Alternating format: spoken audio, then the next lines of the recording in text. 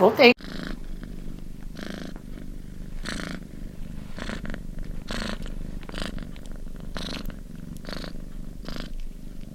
Mais um dia, mais uma vontade de compartilhar traumas. Tava eu 3 horas da manhã deitada, descobri que a gente encontrou uma lula que a gente não sabia que existia no fundo do oceano.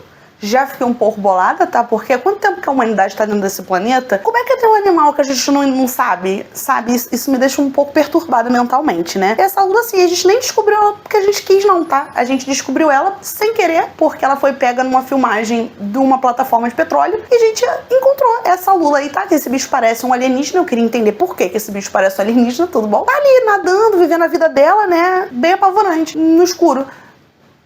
Tive que pesquisar a fundo sobre o que era essa lula, né? Lua Magnapina. Pesquisei a fundo. Fui lá dentro da internet, ó, muito dentro, pesquisando essa lula. Nesse meio tempo, acabei encontrando esse outro mangá. O nome dele é Monkey P. Vamos ler a sinopse aqui pra vocês terem o mesmo sentimento que eu tive quando eu abri ele a primeira vez, né? O mangá gira em torno de um grupo de funcionários de empresa farmacêutica que embarcam juntos numa viagem de montanhismo e que encontram a tragédia. Sente o peso dessa palavra, encontram a sua ruína pelas mãos de... Tá sentado? Macacos misteriosos quando chegam ao topo. Então, uma pessoa normal lê uma coisa dessa e fala assim, eu não vou ler uma coisa dessa, né?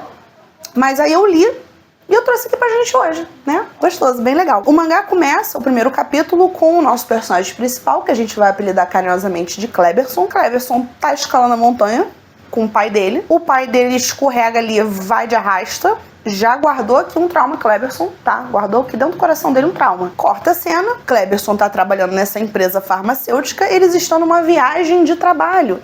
Todo mundo que é confraternizando para subir essa montanha. Primeira coisa que a gente vê ali é a mecânica entre essas pessoas, né? Qual é essa mecânica? Todos eles se odeiam. Falei isso no vídeo passado, torno a dizer, não entendo por que nessas histórias os autores fazem com que todo mundo se odeie.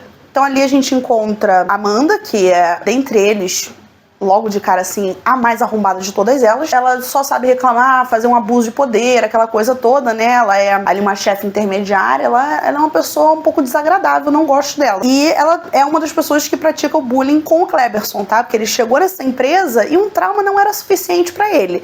Essas pessoas praticam bullying com ele para que ele tenha outro trauma, que um só não era suficiente. Pra provar o meu ponto de que essas pessoas todas se odeiam e todas elas são bastante arrombadas, eles acharam, assim, interessantíssimo, acharam que ia ser bastante engraçado, virar pro colega deles e dizer que eles não iam escalar uma montanha, que eles iam pro escritório, então ele está externo.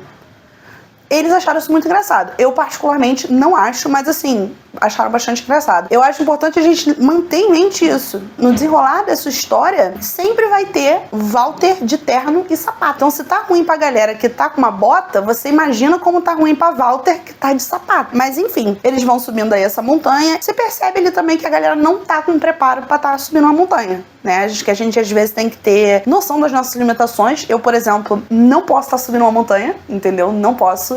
Não tenho capacidade motora pra subir escalar uma montanha. Não tem. E essas pessoas também não têm, né? Estão ali com uma dificuldade pra subir uma escada. Não devia estar subindo pro pico da montanha, entendeu? Mas eles estão ali subindo. Nada de muito interessante rola durante essa subida, tá? Só Kleberson sendo bastante ridicularizado pelos seus colegas, né? Os outros colegas se mostrando arrombados. E chegamos no topo da montanha. Legal. Vamos montar acampamento. Todo mundo montou acampamento. Vamos dormir. E aí todo mundo aqui gostosinho, dormindinho. Silêncio gostoso, né? O som da natureza. Quando Kleberson desperta com um barulho estranho. Que barulho é esse que ele escutou? Ele escutou kikiki. A onomatopeia do som do macaco em japonês é kikiki. Se não fosse tão bizarra essa situação, eu acharia engraçado.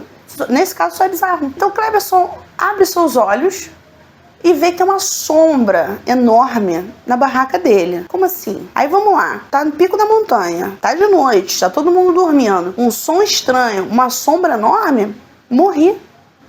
Tive um infarto fulminante, morri. Não preciso sair da barraca, entendeu? Mas Kleberson, ele precisava entender o que estava acontecendo. Então ele saiu da barraca. Quando ele saiu da barraca, assim... Vamos pensar aqui junto. A gente leu a sinopse junto. Macaco, a gente pensa, né? Macaco. O que vem na tua cabeça? Um orangotango? Um gorila? Um bando de chimpanzés? Seria até plausível, né? Um bando de babuínos. Mais plausível ainda. Mas assim, Kleberson saiu dessa barraca, ele não foi nenhuma dessas opções que ele viu. Ele não viu um orangotango, ele não viu um gorila, nem um chimpanzé e nem um bando de babuínos. Esse macaco aí que ele viu, eu... assim, nunca vi não, na minha vida, tá? Esse macaco, ele tá segurando uma machete. Como assim? O macaco tá com a machete. E aí, Kleberson olha pra esse macaco. O macaco olha de volta pra Kleberson. Eles ficam ali se olhando um tempo. O macaco vai embora. Aí você fica assim, como assim o macaco foi embora? O que aconteceu? Mas Kleberson tá ali olhando aquele macaco indo embora, tentando digerir o que aconteceu com ele, mas ele não tem tempo, assim, pra digerir o que aconteceu com ele, porque logo em seguida ele escuta gritos de puro pavor. Como assim? Ué, o que tá acontecendo? Quando o Kleberson chega perto, ele percebe que tem uma galera ali que foi de arrasto. A gente tem ali a nossa primeira cena de pessoas trucidadas, coisa que a gente tem que se acostumar pra conseguir ler esse mangá. E Kleberson vem e fala, não, galera, eu vi esse macaco aí com a machete na mão, né? Provavelmente foi esse macaco aí. Ninguém acredita no Kleberson, porque ele não tinha credibilidade com essas pessoas, né? As pessoas, vamos lembrar que as pessoas aqui, elas detestam o Kleberson. Ninguém acredita nele. E aí, uma outra pessoa, que a gente vai chamar aqui de Valentina, que ela tem essa vibe de Valentina, ela vem em defesa de Kleberson e fala, não, também vi esse macaco. Era grande e preto. Aí todo mundo acredita, né? Porque aí foi Valentina falando, não dá pra acreditar. Todo mundo acredita na Valentina. Logo em seguida veio um diálogo que eu achei bastante interessante, né? Eu fiquei confusa, né? Na hora que eu li, na primeira vez que eu li, eu fiquei um pouco confusa. Que a Valentina vem e fala isso, né? Eu vi esse macaco, ele era enorme, preto. Um homem, que assim, eu vou nem me dar o trabalho de dar um nome pra esse homem, tá? Esse homem vem, interrompe ela e fala assim, querida, faz um silêncio aqui pra mim. Vamos nos preocupar com isso depois. Desculpa, moço, a gente devia estar se preocupando com o que agora? A gente devia se preocupar com o efeito estufa, o aquecimento global, ou com o macaco que tá machetando as pessoas. Eu fiquei confusa, mas tudo bem. Passa isso, pânico, né? Todo mundo em pânico, ninguém sabe muito bem o que tá acontecendo, todo mundo suando muito, né? A galera, você vê que tá precisando de uma água. Eles decidem então, vamos chamar a polícia. Tá em cima da montanha, amor. Esquece que tá em cima da montanha, não. Não dá pra chamar a polícia, não. E aí, pânico de novo, né? Não dá pra chamar a polícia, pânico, vamos descer a montanha. Parece aqui Claudinho fazendo sua entrada triunfal. Claudinho também é chefe, né? Está acima de Amanda, a moça arrombada. Claudinho, ele com a sua primeira atitude sábia, ele fala, não podemos descer a montanha à noite. Vai dar merda. A gente precisa aguardar amanhecer. E aí essas pessoas estão ali muito em pânico. Meu Deus, então vamos fazer o quê? Vamos ligar pra alguém. Vamos pegar a bolsa pros celulares. Tá numa viagem de confraternização da empresa, não é pra você ficar no celular, catar o celular de todo mundo, botar numa sacola. Cadê a sacola? Sumiu. Mistério. A sacola desapareceu. E agora? Pânico de novo, pânico, tá todo mundo em pânico, tá todo mundo gritando, ninguém sabe muito bem o que fazer, a galera suando muito, continua suando bastante, né? Eles tendem a suar muito nesse mangá. Eles então decidem ficar ali todo mundo, né? Fazer umas fogueirinhas, ficar todo mundo agarradinho ali no outro, né? Então aquelas pessoas estão ali com aquele estresse dentro do corpo delas acumulado, né? Ainda suando bastante, né? Estão ali sem dormir, sem comer, a galera ali bateu as botas e tudo, tá um pouco de estresse no corpo dessas pessoas. O dia amanhece. O dia amanhece, legal. Agora dá pra descer a montanha, né? E aí, extensa discussão sobre qual caminho eles tomariam pra descer essa montanha. Porque a gente não tem celular, mas a gente tem Roberto, que possui um aparelho de GPS. Roberto, então, começa a ver ali que caminho que eles iam fazer, porque existiria aí um caminho mais rápido pra descer essa montanha do que o caminho que eles usaram pra subir a montanha. O que, de novo, pra mim não faz o menor sentido, tá? Se existe um caminho mais rápido, a gente devia ter feito esse caminho pra subir a montanha também. Mas tudo bem. A gente não tá aqui pra questionar a viagem deles de trabalho, tá? A gente tá aqui pra questionar as idiotices que eles vão fazer. Então, extensa discussão ali sobre, né, qual caminho que a gente vai tomar pra descer essa montanha e tudo. Decidiu-se o caminho. Vamos então descer a montanha, né? Eles foram lá caminhando lá, bem divertido, bem gostoso, e eles chegam numa bifurcação. Você vai dizer a palavra ou a letra? Palavra. Então vamos lá, Karen. Pode falar, garota. Bifurcação. Essa bifurcação, ela possui uma placa indicando para que lado eles deveriam ir. E eles estão indo agora para o portão Iano. Portão-iano? Essa é uma ótima pergunta. Eles estão indo pro Portão-iano. Cleberson olha para aquela placa e ele fica um pouco com a pulga atrás da orelha. Ele fala, essa placa tá estranha. Essa placa não bateu no meu coração. Mas ele guarda isso aqui pra ele. Porque não adianta nada ele falar nada também, porque ninguém gosta dele. As pessoas estão ali descendo e chegam ali numa encosta, né, com um declive bastante íngreme. Umas escadas bastante, né, inclinada, bastante íngreme, uma coisa meio esquisita, a galera começa a descer. Nesse momento, o Roberto tá aqui com o GPS dele, ele fala assim, esquisito, eu tô achando que a gente tá no caminho errado, porque a paisagem aqui não tá batendo com o que eu tenho aqui no meu GPS. Ué, Cleberson automaticamente faz a ligação com a vibe errada que ele sentiu lá da placa. Ele fala, isso aqui é uma armadilha, eu preciso avisar essas pessoas. E ele fala, galera, isso aqui é uma armadilha. Ninguém dá atenção pra ele. E as pessoas continuam fazendo o que elas estavam descendo, que é descer essa escada bastante íngreme. Ele então fala, vou lá na frente, né, ele tava separado dos colegas dele, vou lá na frente avisar a Walter, o homem externo, e Valentina, que são as únicas duas pessoas que me respeitam dentro desse grupo de pessoas, e eu vou falar pra eles que é uma armadilha, porque aí se Valentina falar que é uma armadilha, todo mundo vai acreditar na Valentina. Então, Cleberson vai lá, sebo nas canelas, vou lá avisar pra galera que isso aqui é uma armadilha. Nesse meio tempo, Amanda, nossa chefe um pouco arrombada, ela chega pro colega dela, que a gente vai chamar de Pascoal, e eu acho importante ressaltar por que a gente vai chamar esse homem de Pascoal, porque assim, ele tem uma semelhança gritante com as estátuas dele de Páscoa. Então a gente vai chamar ele de Pascoal. Ela vira pra Pascoal e fala assim, opa querida, deixa eu te contar um negócio aqui. Quando a gente tava lá na firma, eu tava sem nada pra fazer, resolvi ler a ficha do Cleberson. Eu queria contar pra você aqui que ele matou uma pessoa. Como assim, moça? Primeiro, como que você leu a ficha do cara? Isso é um pouco contra a lei. Segundo, Pascoal fica passado. Por que você tá falando isso pra mim? A gente já não tá num momento muito legal. Por que você tá falando isso pra mim? Mas ele fica passado, ele guarda essa informação aqui pra ele e continua vivendo a vida dele. Cleberson fez mal pra ela? Não fez. Fez mal pro Pascoal? Também não fez. Tá lá indo avisar que é uma armadilha. Então Cleberson chega lá na frente, vira pra Valentina, pra Walter, fala assim, ei, isso aqui é uma armadilha. Valentina e Walter ficam assim, como assim? Me explica direito essa história, não sei o que, não tô te entendendo, papapá. Mas assim, como sempre, tarde demais. Eles estão tendo essa conversa. Quando eles olham pra cima, o que acontece a seguir? Não é difícil de adivinhar. Assim, o macaco aparece. Porque realmente era uma armadilha. E ele macheta as pessoas lá em cima, na escada. O que isso causa? Isso causa um pânico. As pessoas começam a descer essa encosta, essa escada bastante íngreme, correndo, indo assim uma por cima da outra. O que acontece? Eles caem, né? Um por cima do outro, assim, rolando. Eu falei que ia ser assim, uma sequência de idiotice. E eles estão ali rolando, né? A ribanceira um por cima do outro. Deve doer bastante, né? Porque assim, tem a escada, a madeira, uma coisa dura, né? Um mato, umas pedras, assim, pontiaguda, deve pra machucar mesmo, né? Depois que a gente observa todas essas pessoas enrolando na ribanceira, a gente vê que o macaco tá lá em cima. Ele faz contato visual com o Cleberson. Cleberson olha de volta pra ele. Ele vai embora. O trabalho dele ele tá feito. Ele deu umas machetadas lá em cima nas pessoas, isso foi o suficiente pra matar metade das pessoas com pânico. A galera ali vai começando a se reagrupar, ver quem que bateu as botas, quem que tá só ferido e tudo mais. Nisso a gente conhece Paulo, um homem muito grande, tá bastante calmo, provavelmente porque ele é grande, e por algum motivo ele também é muito quadrado, assim, literalmente ele é bastante quadrado. Eles estão ali tentando decidir o que eles vão fazer e tudo mais, e Pascoal decide que essa é a melhor hora pra ele contar também pra todas as outras pessoas que Cleberson é assassino. Como assim?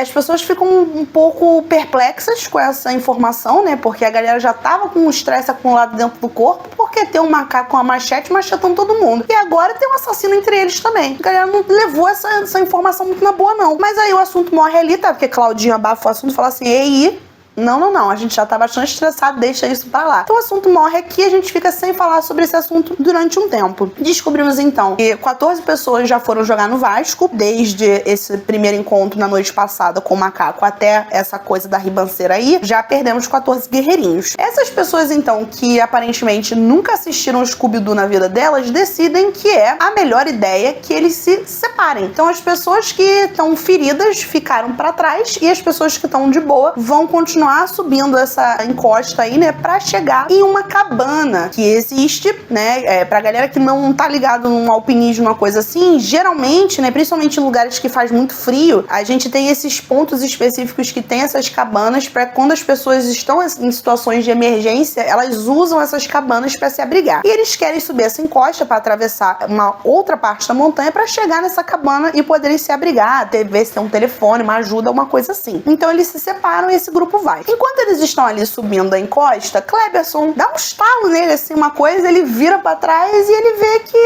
o macaco tá se aproximando ali da galera que tá no acampamento, ali fazendo um curativo, uma coisa assim. O macaco tá chegando por trás e eles não estão nem vendo. E aí Kleberson começa a gritar: ei, o macaco atrás de vocês. Só que ele já tá muito distante.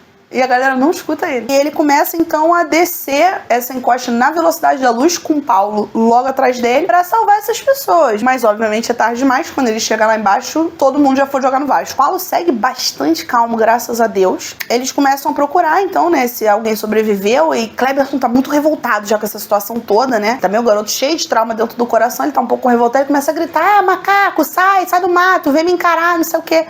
Como assim, Kleberson? Vem me encarar com a machete? Faz isso não, Kleberson. Tenha calma, respira fundo, conta até 10. Entendeu? Mas Kleberson tá gritando. E Paulo assim: o que você tá fazendo, mona? Que isso? E o macaco, de fato, sai de dentro do mato, vem dar uma machetada no Kleberson. A mochila dele salva a vida dele, porque a machetada pega na mochila dele. Então decide começar a pegar um monte de pedra pra tacar no macaco. Começa a tacar um monte de pedra no macaco, tudo, né? Ele e Paulo tacando muita pedra no macaco e tudo. No meio disso tudo, Paulo pega um pedregulho e taca na cabeça dele. No meio disso tudo, Paulo pega o pedregulho e joga na cabeça do macaco, entendeu? E o macaco decide ir embora. E aí Kleberson tem, assim, uma epifania. Ele fala assim: ei, esse macaco, ele não veio da escada que a gente estava vindo. Ele veio da encosta. Mas se esse bicho consegue subir aquela encosta, ele é um monstro. Tive outra dúvida. Eu achei, esse tempo todo, tá, que já estava claro o suficiente que esse bicho era um monstro. Tá? Mas para Kleberson aparentemente não estava. Eles então continuam a procurar se tem algum sobrevivente, e eles encontram então Ricardão, lá do início, vamos lembrar dele que não conseguia subir uma escada. Ricardão tá vivo, firme e forte, e Pascoal, que também tá com o braço quebrado, mas segue vivaço. Eles então voltam para tentar reagrupar com o pessoal que tá lá em cima da colina. Nesse meio tempo, Paulo decide contar para eles a história de um crime, que eu diria aqui que é um crime baseado num crime real, né, que inclusive eu já vi um documentário sobre uma ilha isolada que tinha esse evento de tempos em tempos, que era um festival, se eu não me engano, religioso, onde iam vários jovens para fazer um acampamento de verão, uma coisa dessa, e uma pessoa foi armada até os dentes para esse lugar e mandou todo mundo para conhecer o criador. Foram 60 pessoas, se eu não me engano, que foram encontrar o criador, e uma pessoa só que sobreviveu. O Paulo decide que essa é uma ótima história para ele estar contando pros outros agora, né? E aí ele fala: não, porque o cara era terrorista, não sei o quê. Aí Pascoal fala assim: ah, você acha que esse macaco então é terrorista? Aí ele: ah, não sei se é terrorista não. Aí Kleberson entra no assunto e fala assim: ah, pra gente descobrir o que esse macaco é, a gente tem que pegar ele. Acho que Kleberson, às vezes, ele esquece que o macaco tá com a machete. Entendeu? Que o macaco já picotou uma galera aí. Ele esquece disso às vezes. A gente dá uma colherzinha de chá pra ele, tadinho. Kleberson é uma pessoa tão legalzinha. Logo em seguida desse assunto super good vibes, Pascoal decide perguntar pra Kleberson. Lançou na cara dele: mas e aí, tu matou a pessoa ou não? Conta aqui pra mim. Kleberson vira pra ele e fala assim: não matei uma não, matei duas. Tá bom pra tu? Pascoal, ó, silêncio. Pesou o clima? Pesou. Eles continuam a caminhada deles em silêncio, porque depois dessa também não tinha mais o que dizer, né? Todo mundo com medo ali, um pouco, né? Medo ali do coisa. Então eles reagrupam com o resto do pessoal, começa então uma discussão pra gente entender o que a gente vai fazer agora. E eles decidem, né, continuar o que eles estavam fazendo, que é ir nesse caminho pra chegar até a cabana e se abrigar na cabana. Claudinha então fala pra gente que são 11 da manhã, eles vão ter que andar em torno de 3 a 4 horas pra chegar nessa cabana, então eles vão conseguir chegar lá antes do pôr do sol, que é a ideia principal deles, né? Então começa aí uma caminhada, só que a gente precisa manter em mente que essa galera, eles não estavam conseguindo subir uma escada, lembra disso, né? E eles já estão andando aí, estão caminhando desde o dia anterior de manhã. Não pararam de caminhar. Não dormiram, todo mundo com estresse dentro do corpo, né? Então a galera tá cansada, a galera tá cansada física e mentalmente, começando a desidratar, né? Bebendo bastante água, né? Porque estavam suando bastante. E Claudinho já olha assim e fala assim, isso aí vai ser um problema. Começa a fazer complexas contas matemáticas, peso da pessoa versus quantidade de tempo que a gente está andando versus o sol, vezes massa, complexas contas, entendeu? E ele já percebe. Isso vai ser um problema, essas pessoas vão ficar desidratadas. Em determinado momento, eles decidem separar, então, grupos, e esses grupos vão ter líderes que vão ficar com a água para distribuir e racionar entre essas pessoas. Coisa que eles já deveriam ter feito desde que o macaco apareceu. Mas tudo bem, essas pessoas estão estressadas. O estresse faz a gente fazer umas coisas idiota. Deixa eles em paz, tá? Nesse meio tempo que a gente tá racionando a água, etc e tal, a gente encontra o outro arrombado, que a gente vai chamar de Guilherme, carinhosamente. E o que o Guilherme tá fazendo? Por que ele é arrombado? Porque ele tem a água escondida dentro da mochila dele e ele não quer compartilhar com os outros, não. Ele tá guardando só pra ele. Só que aí, Clara já abre o olho, já vê que ele tá tomando ali uma água, ela fala assim, tu vai dividir comigo. Aí ele, não vou nada. Pô, não vou. Aí ela, mas vai. Se você não dividir comigo, eu vou contar pra todo mundo que tu tá escondendo a água. Um diálogo assim que você vê claramente que poderia ter sido entre duas crianças de 5 anos. Poderia, tranquilamente, né? Mas eles decidem então formar uma aliança de arrombados e dividir essa outra água que ninguém sabe que existe entre eles. Claudinho então vira pro chefão deles, né? Porque a gente tem aí a Amanda que é chefe, mas Claudinho está acima dela. E temos então o chefão que está acima de Claudinho também, que a gente vai chamar de Jorge. Claudinho vira pra Jorge e fala assim, chefe, a gente tem um problema. Jorge fica extremamente confuso e fala assim, a gente tá cheio de problema, Claudinho. Qual deles você tá falando? E aí Claudinho fala assim, então é que a gente tá andando, né? Só que já são 5 horas da tarde, o sol vai se pôr 5h30 e a gente não chegou ainda na cabana. A gente vai ter que montar acampamento aqui. E aí as pessoas já entram num desespero de novo, porque eles estão no meio do descampado, se o macaco aparece ali, vai matar todo mundo. Mas tudo bem. Eles decidem então pegar esses grupos que eles dividiram pra fazer turnos de vigia. Que era o que eles deveriam ter feito desde o início. Mas, ei, não vamos julgar ninguém aqui, não. Sem militância aqui. Peraí, gente, sem militância aqui também. Eles então começam a fazer os turnos, de repente, Valentina dá um grito de puro desespero.